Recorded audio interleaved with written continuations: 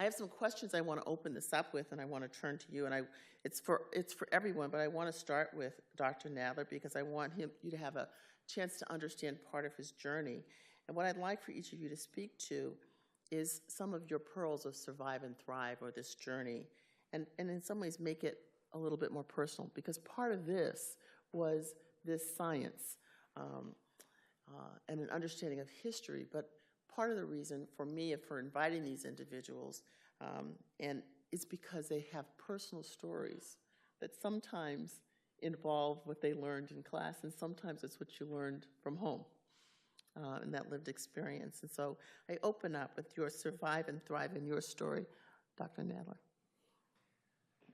Okay, so I am really humbled to sit with you two ladies.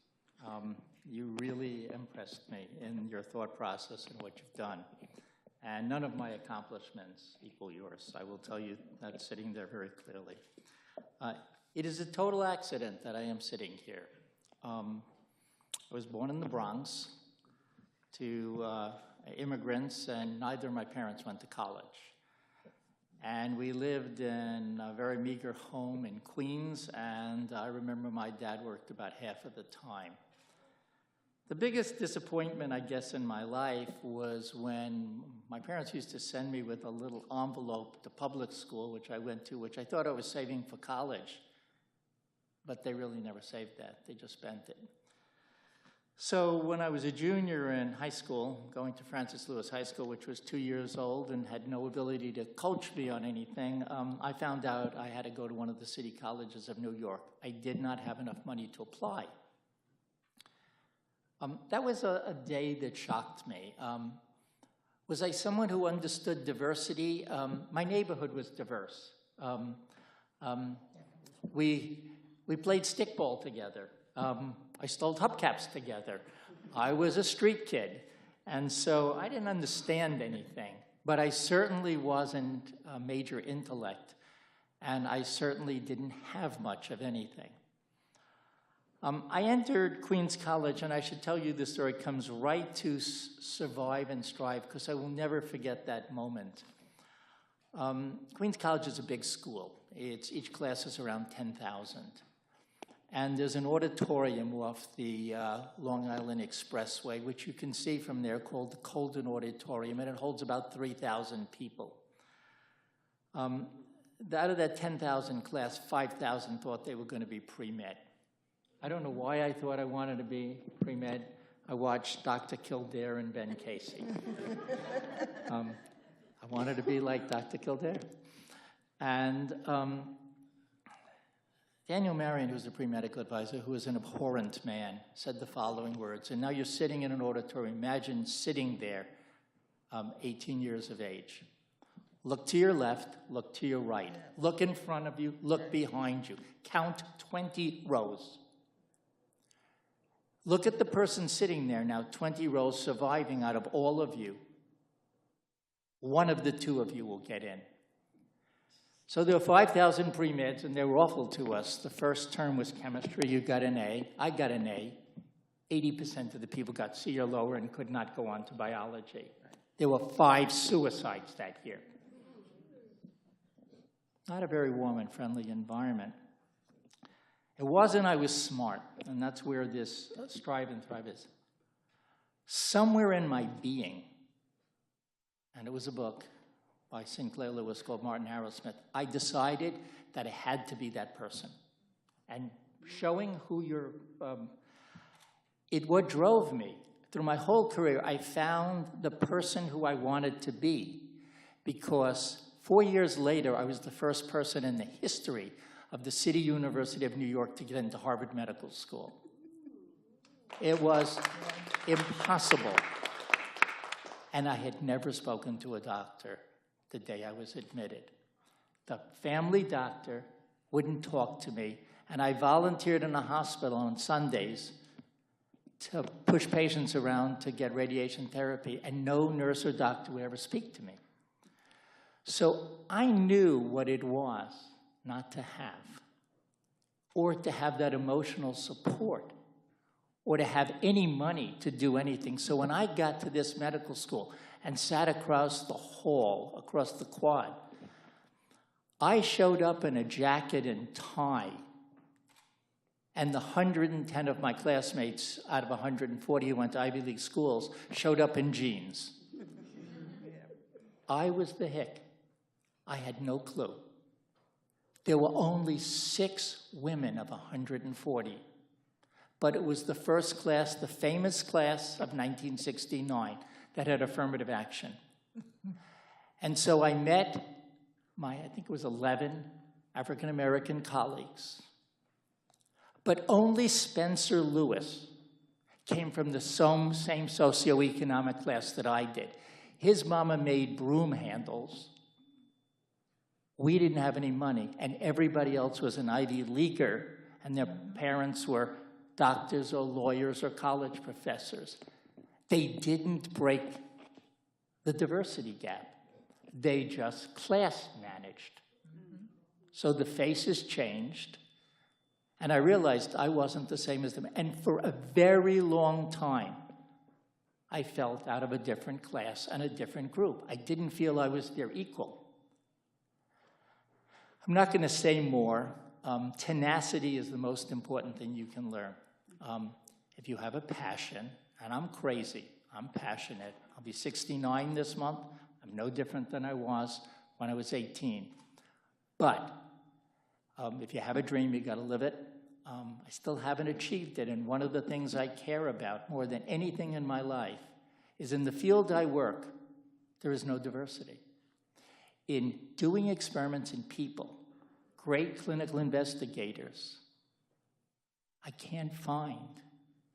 I just supported a young black man to be the president of Dana-Farber. I gave him all my heart and all my tutoring, and they picked a white woman, so at least we got halfway there. But it still hasn't happened. But then, 1 month ago, Drew Faust did it. She appointed Michelle Williams, the dean of the school of Harvard School of Public Health, a black woman. And I think that's a transformative moment. Have we changed this journey? Oh, God, no. My son went to Harvard Medical School. Virtually all of his friends were African American. They played great basketball. They love each other. They have an annual retreat. But it hasn't changed enough. And it's not there yet. And I don't like our political climate in this country. I'm going to turn now to Dr. Malcom, and I haven't asked her before, but there's a part of her story of Birmingham, and to me, it reminds me or makes me think of the importance of our family and our background and how that gives us strength. And maybe you can relate to that as you talk about how you have survived and thrived. How do you survive Birmingham? Very carefully. Your parents you have the talk with your parents. You know, you don't challenge police. You basically go in the opposite direction. You know, all of the things that you have in order to survive. And I tell people that one of the strongest motivations, however, was George Wallace. Because when somebody tells you you can't do something, if you're kind of one of those up yours kind of people, the thing that you want to do is be successful. And you will work hard and you will do whatever is absolutely necessary in order to be successful. And you get by with support from the family, from the community. The people in the community basically tell you that you are worth investing in. But when you are confronted suddenly with going into a community that is so different from the one you left, you are totally isolated. Nothing is familiar. And if you don't have that behind you, you can really falter because there is nothing in your immediate surrounding that reinforces this thing on a regular basis. You've just got to reach for something deep that was put there in place with regard to your families, your teachers, etc. The thing, I did a TEDx talk back in September. And one of the things that I talk about is the fact that talent is developed and that smart is something you become. There are a lot of smart kids who were in my class that didn't make it out. And there were a lot of reasons why they didn't make it out.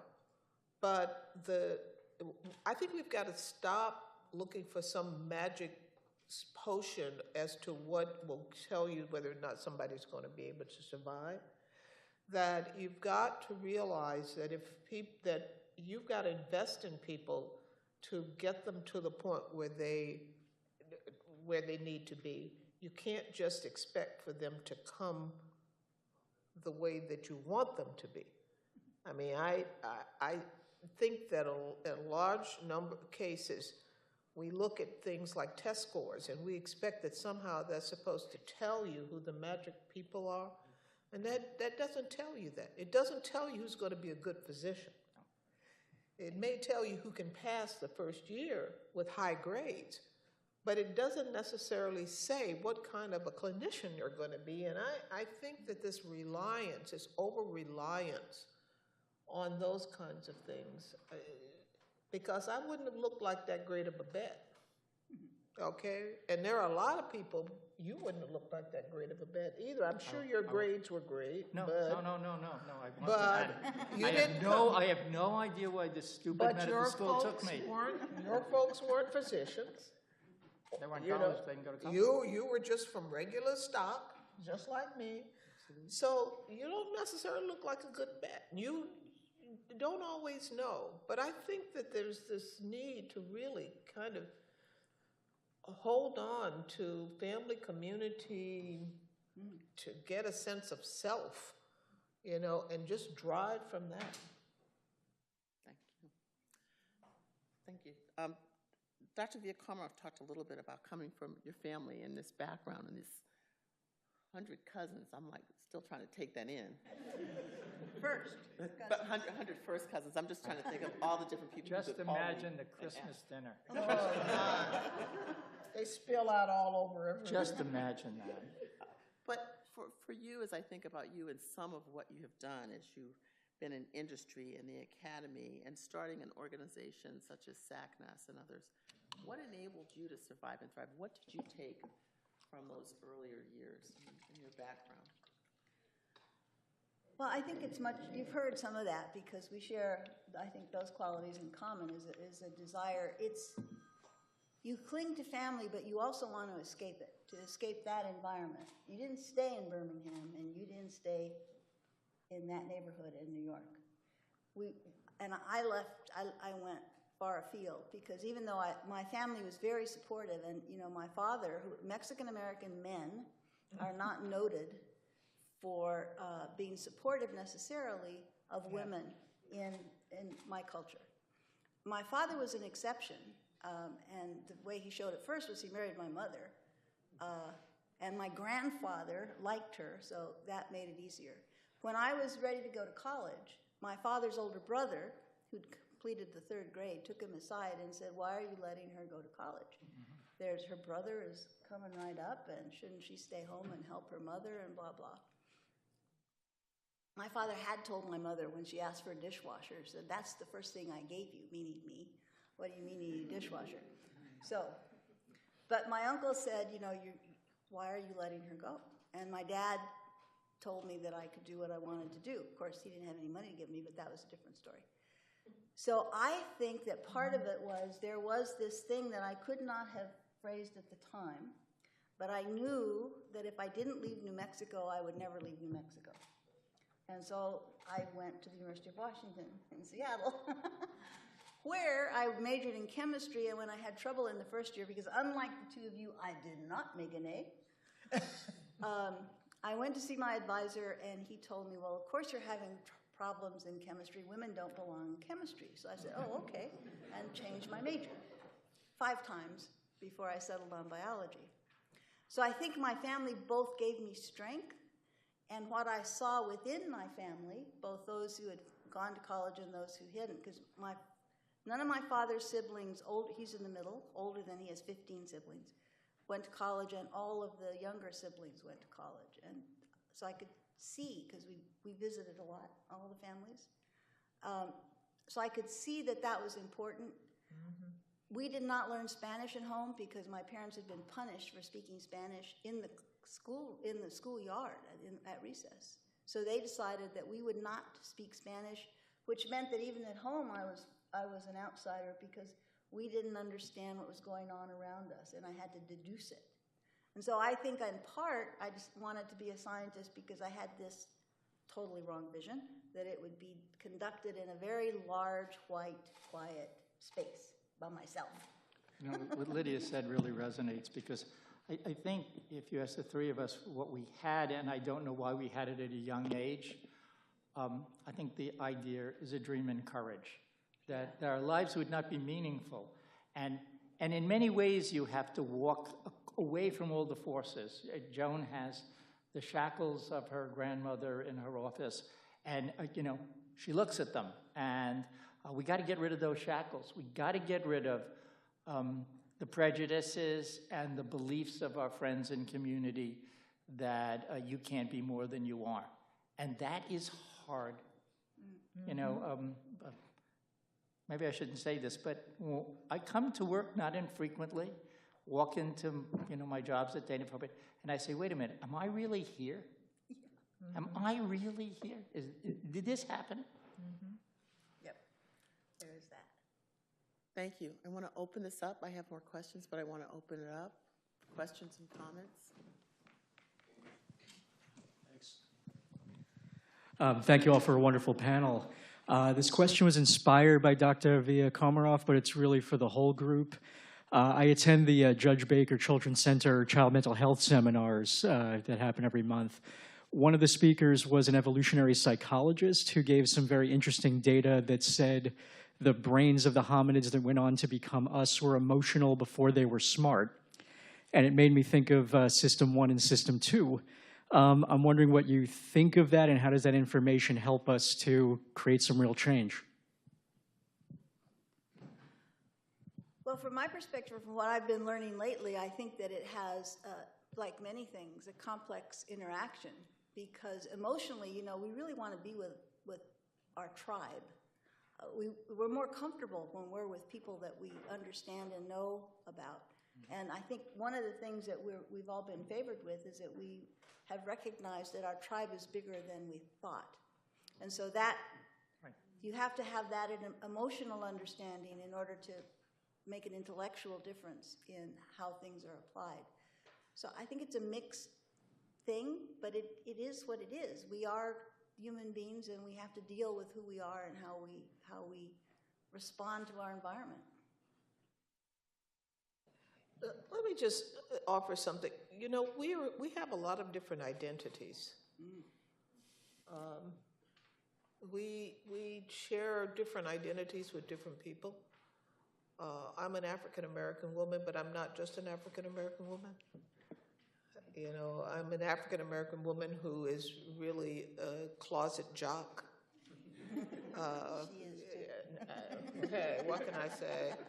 I follow sports, you know, I have kids, I have grandkids, you know, so I can find things that are in common with people, and I've learned to look for them because I think that that's a real, I gain a lot like that. I was telling my friend Mary Claire King, another University of Washington person, I saw her on Sunday, and I was telling her about coming here and giving this presentation. And she says, why don't you urge the people who are there that when they go into a setting to seek out deliberately the person who is phenotypically most unlike you and start a conversation. That it is very rewarding because you cast around until you find things that are really quite very much in common. And I think that we kind of have to turn what could be a negative emotion into a really positive experience so that we get over the sense of the distancing that is so characteristic of our social selves right now, unfortunately. Joan, I was thinking something while you two ladies were speaking, and I wish that we could redo this, but the only people be in the room be the leaders of our institutions. The reason for that is that I've watched different leaders.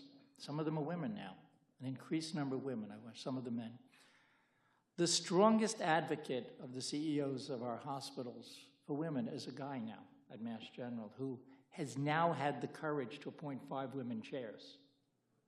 There are no women chairs in this quadrangle of Harvard Medical School, but one.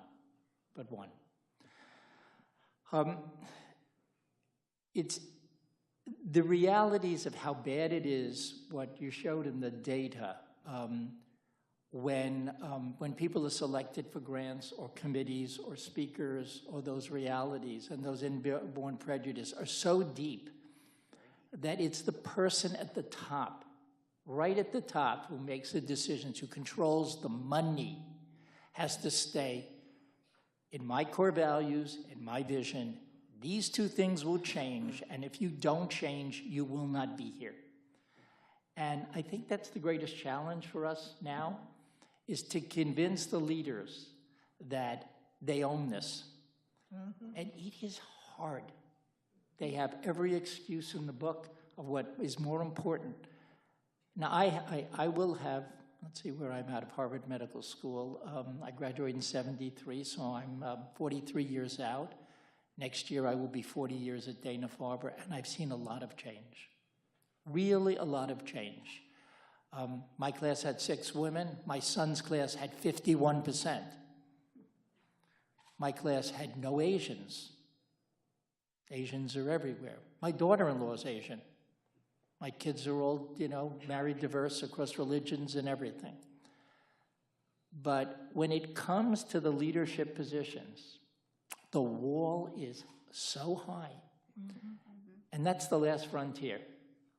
That's the last frontier. It's not the classrooms. It's not the house officer positions. It's not the postdocs. It's that last wall. And as I sit and watch people get promoted to professor, women struggle, and African Americans find a greased wall. All right, Joan?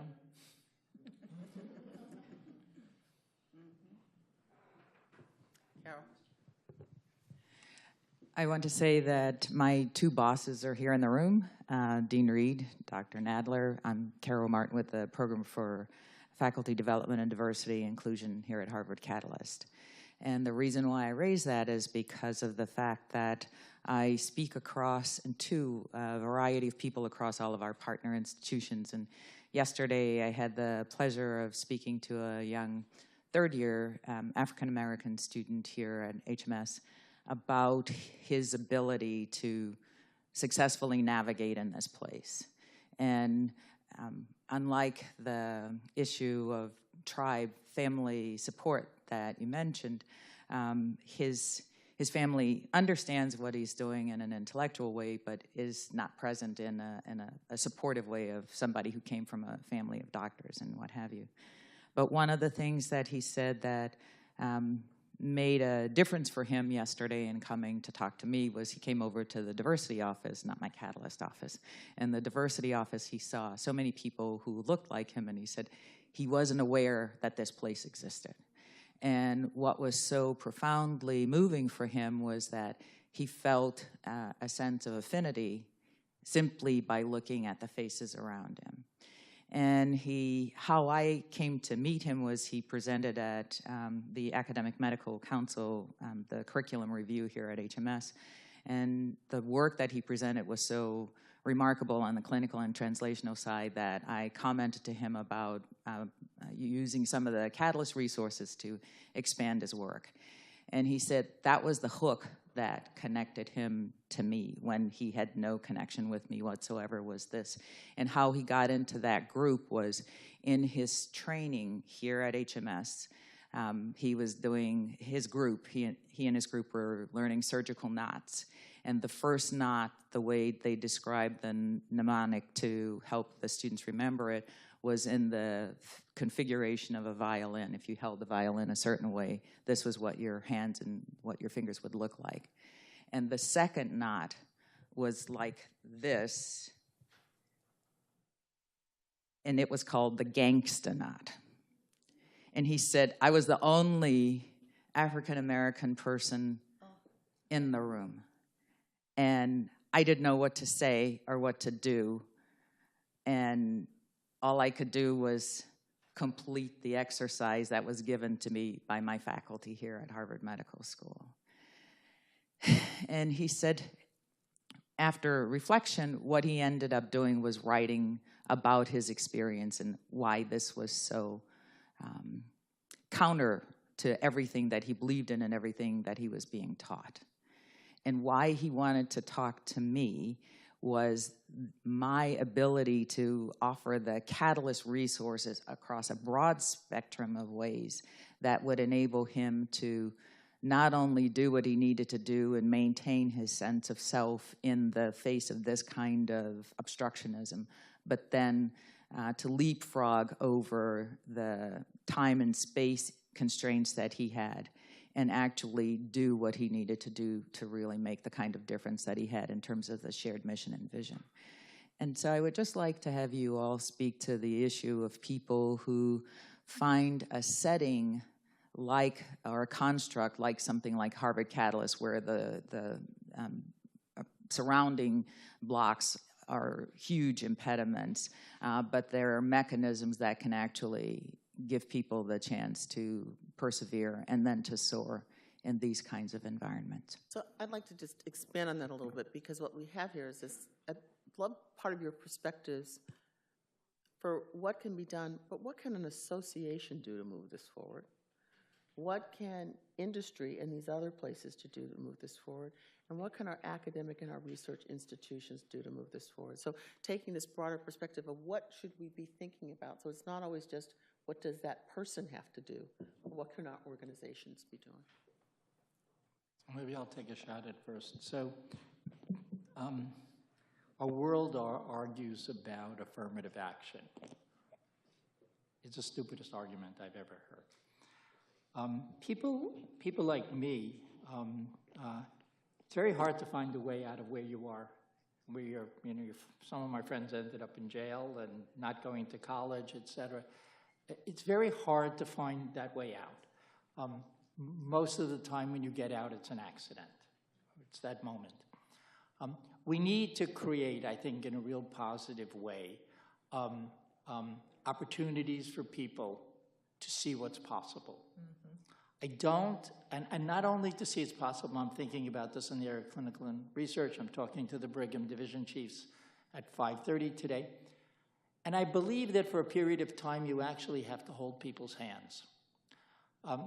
It may sound a bit pejorative, but I think that feeling of somebody at your back, somebody who cares, who respects you, putting a mentorship committee around people and saying, now we can't do that for every human being in every discipline in every area.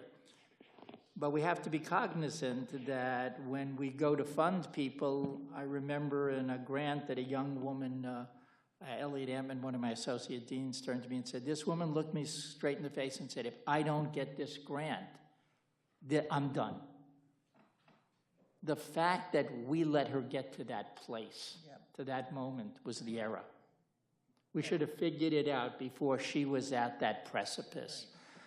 So I do believe that change happens one person at a time to the next person. And those of us at this table, because I listen to their voices, we are grateful to those people who helped us. And we're willing to give back because we were given those opportunities.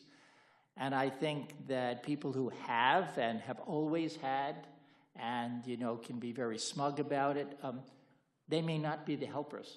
But we need to build a task force of people who get it, and then build it. It's going to take, everything I believe. Joan yells at me when I say that I would see it takes 20 years to change something from an idea in a lab to a new treatment for a person, but it takes 20 years to do a culture change. And these 40 years, there's been a lot of culture change, but not the ones we want. Not we want, but I do like it that I'm sitting here with 3 women. Yeah. I'm serious. It wouldn't have happened in my class. Yeah. Let me just say that I want to talk about professional societies just for a moment. I work at one, but I belonged to that professional society before I went to work there. And I have retained my membership because the values of the society are absolutely good values in the sense of valuing diversity and so on. So AAAS, American Association for the Advancement of Science, most of you probably don't belong. I hope that you will think about it because it gives you a community. And I think that we need community that basically support what we believe in. And I will say this, most of the people know that we publish Science Magazine and Science Translational Medicine and Science Signaling and Science Advances and so on. We will be meeting in Boston in February. I know we must need our head examined. But we will be meeting in Boston in February in 2017. And I want to invite you to come to the Women and Minorities Networking Breakfast. It's on Saturday morning at 7 o'clock in the morning. There's no fee that's associated with it. Now, why in the world did I say this? It's a big meeting, thousands and thousands of people. Why do we have that breakfast?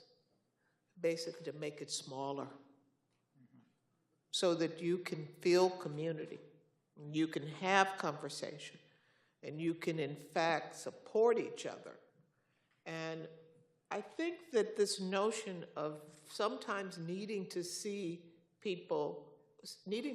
what we would be is an important issue. And the wonderful thing about the breakfast is that it has really senior people there, and it has students there, and it has everybody in between. And I think that we need the kind of generational connection that things like that can bring to us, because students need to feel that they're not alone, and they need to feel a connection to those of us who might have gone through whatever to get to where we are, but knowing that we have their backs. I think there's something else to be said on this topic, which is the 3 of us represent a time when we were the onlys very frequently in any number of settings, and that's much less true today.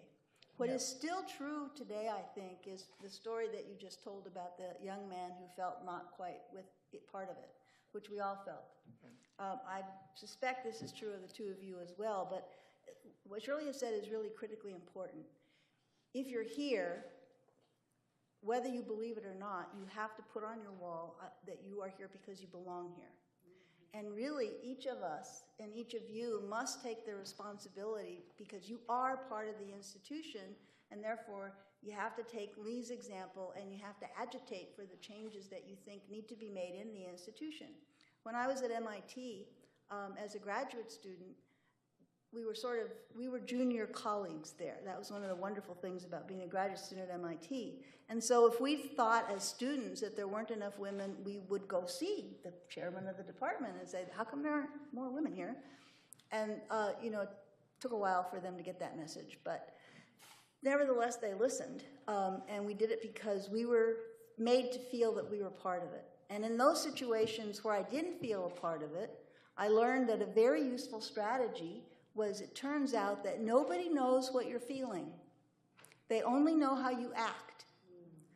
And it's remarkable how acting how you belong and how certain things are part of what you should do become accepted just because you do them with confidence.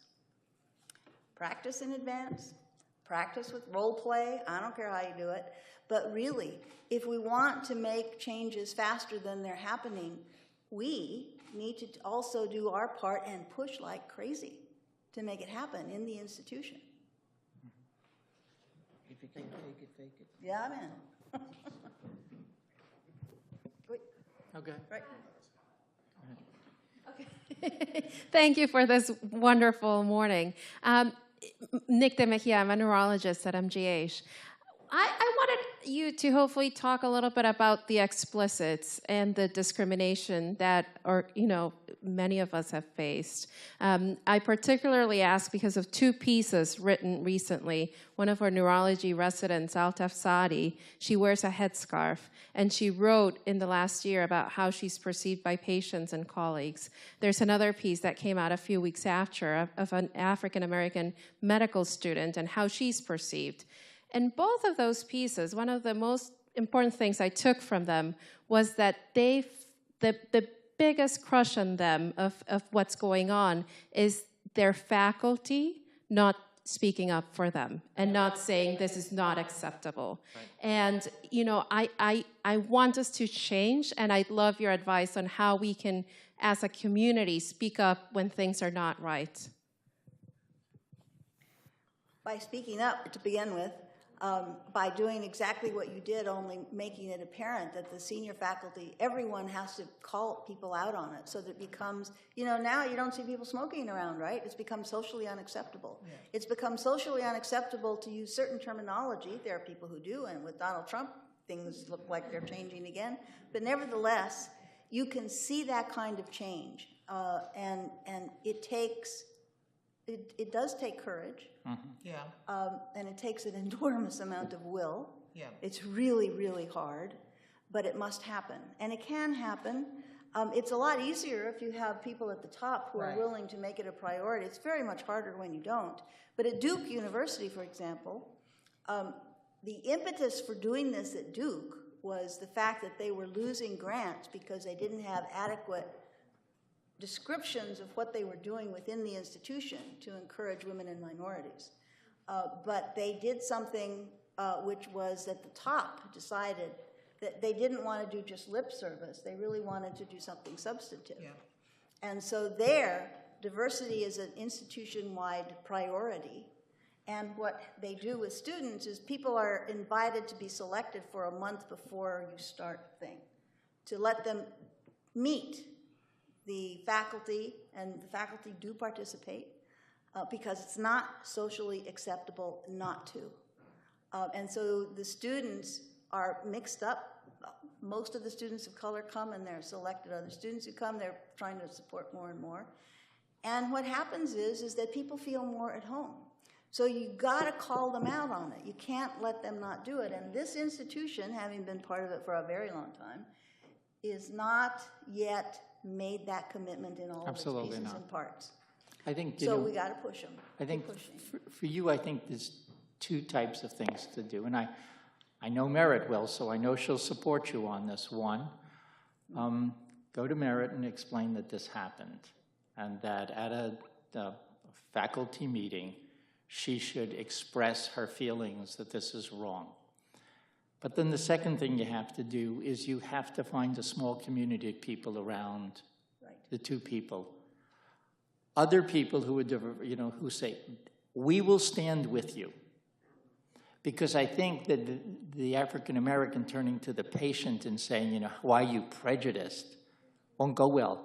Right. But if others come there, and I'll tell you a story. It happened to me on Sunday night. I had to go to the NIH on Monday morning. And I am standing on the line. I have my TSA free, but they'd closed it, so I'm standing on line to go through security. And the young man in front of me is this very distinguished-looking 28-year-old, 30-year-old young African-American gentleman. And the guy who's checking us in, everybody's looking at boarding passes, and he turns to him and says, I want to see your driver's license. The white guy that does that. And I see him, and I grab his arm, and I said, don't do it. Let's talk about it when we walk through. Because if he would have lashed back, those TSA guys would have thrown him, and he would have been tortured. And we had a really hard conversation for the next 5 minutes. And I said to him, that's not a battle you want to fight. Fight the big ones. Right. Fight the big ones. And so that person needs your help. And you're not going to change easily those prejudices for those two people. So we need a cohort of people around them who tell people it's not okay. It's not okay. I think the thing that I would add is both these, trainees got thousands and thousands of notes from people all over the world saying, I'm you.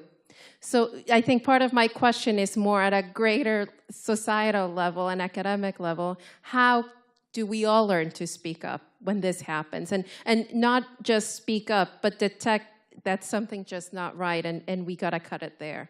How do we teach each other to be more effective at that? I think one of the story which happened, and I told this young black man this story. I know I told Joan this story a number of years ago, after Barack Obama was elected president, but a young black man, it was summertime, was running in Harvard Square to get to the subway, the T. And visitors were sitting there, and the way this was written in the Globe, somebody screamed out, "Hey, bro, what'd you steal?" Now, he just cringed. And he walked over and said, "What'd you say?" And he really confronted them. This was the president of the class of Harvard Divinity School's senior class. And he was not about to take that. But what he did is he stood up and really explained it. And he put it in the Globe. And by telling other people that story, his story, I haven't forgotten it for 1 second. I told that young black man that story. So he should tell this story. He should write to TSA and say, "They did this to me. How dare you?" And by the way, he was a professor at a school, and he had just written a book. Let me just say that those of us who are older, basically let us say some of these things. Right. It's harder for young people because,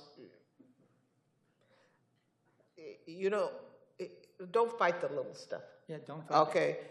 And I learned this about having somebody else stand up for me. I was in a meeting one time when I was a fairly young manager, and I threw out an idea, and it just got ignored. And then about 10 minutes later, one of the white guys in the room said the same thing. And everybody thought it was a great idea. And there was a woman who was more senior who said, it was a good idea. It was even a good idea 10 minutes ago when Shirley said it. Well, that stopped a lot of conversation and started other conversation. And I think that having somebody else basically say these things for you, it can be a lot easier. I don't mind. There's nothing that they can do now. I'm 70, almost 70. I keep wanting to claim it, but it doesn't matter. I will say it. I will say it, but sometimes you have to kind of pull back in order to go forward. At MGH, I'm presuming that Peter Slavin has been sent these articles because he's actually an ally. And one of the things you learn as you get older is that leaders of institutions have enormous, what shall we say, signals coming in from all places as well.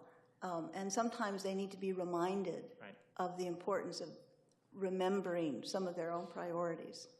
So I think you might find that someone like that is actually remarkably receptive to hearing about how it would be helpful for him to say something. I agree. He is a unique leader. Yeah.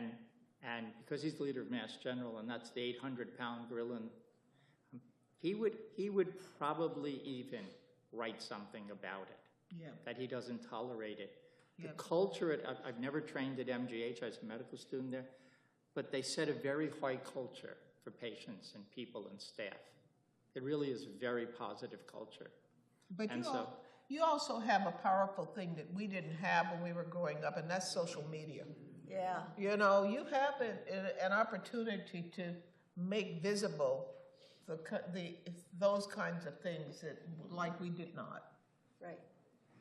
So I want you to. There was one very, this Right question, I, but he was so patient. So this is part of what happens when you're my friend. You don't want to be my friend. Cameras, because we have to turn over. I know, yes, I don't ask. We're going to come back and there's an opportunity to ask more. Thank you. Thank you. And if you know, Ambrose, he has been fighting this fight. You know that you don't stand up to Joan, because I've never won once. I've never won an argument with Joan once. So just know it. Zero. 0 for 100. When we come back, the question has to do with, I relate to everything that's said here, which I think most of us do. I'm a little bit older, about a couple of years, and I came from behind the veil of segregation. And the question I want us to think about is, how do we get the dominant culture to get to the point where if they're in a room, and it's only them in that room, if they're in a boardroom, a committee room, a conference or meeting, how do we get them to ever ask the question, what's wrong with this picture when the demographics around us have changed so dramatically? So I think that's a perfect way to end. I would add one piece to it, though, as we move on. Vote. When they are the only ones in the room, how do we get them to think about it? Vote.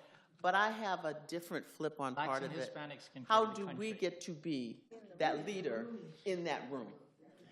Because for me, this is very much about, and I will tell you very briefly, Lee doesn't know this one.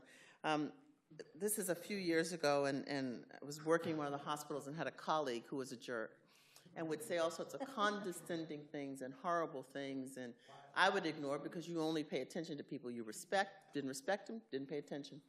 And one day we're sitting there with our boss, and he says this stuff, and my boss looks at him and says, you do know that one day Joan will probably be the boss of both of us.